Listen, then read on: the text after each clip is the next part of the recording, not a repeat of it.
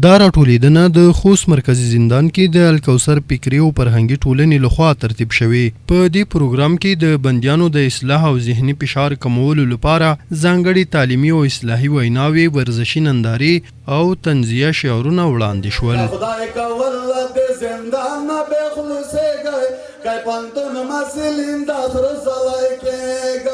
مسؤلین وایي چې نږدې 200 بندیانو په دې پروګرام کې ګډون کړی. دوی زیاتوي چې دغه پروګرام هدف د بندیانو اصلاح، دوی ته ذهني آرامتیا او تفریح برابرول وو.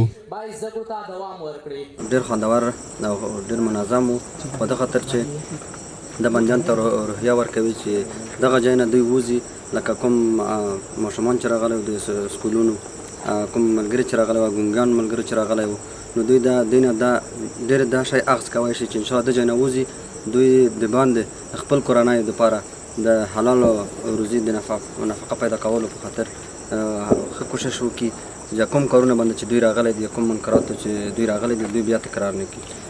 دا د نن ورځ د خوست ولایت مرکزي محبس د محبوسینو لپاره یوه تعلیمي، ادبي او تفریحي برنامه په لاره اچول شوې وه چې پکې بېلابېل پروګرامونه سرته ورسېدل چې دا ډول برنامې کولی شي بندیانو ته، محبوسینو ته یو ښه ذهنیت ورکړي.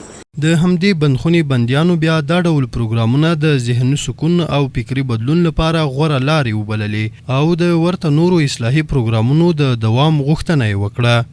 دا ډول برنامې ډېرې پیدا وې، د بندیانو یو څه ذهن ورسره بدل شو، سپورت یې ولدو، تلاوت یې ولدو، ترانې یې ولدو، یو څه نوې خبرې او نصیحت یې ولدو.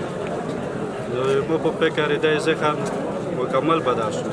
دومره خوندوره وه دا برنامه چې زه چې خپل بندیان کسم دومره به تخشول وي، بل یې فکر راونه وخوست، ډېر ویښور خلک وغږېدل او ډېر خوښ یو چې مثال موږ سره داسې سلوک، داسې چلن کې لکه یو د کور فامیل سره چې خپل پلور په چلن کې.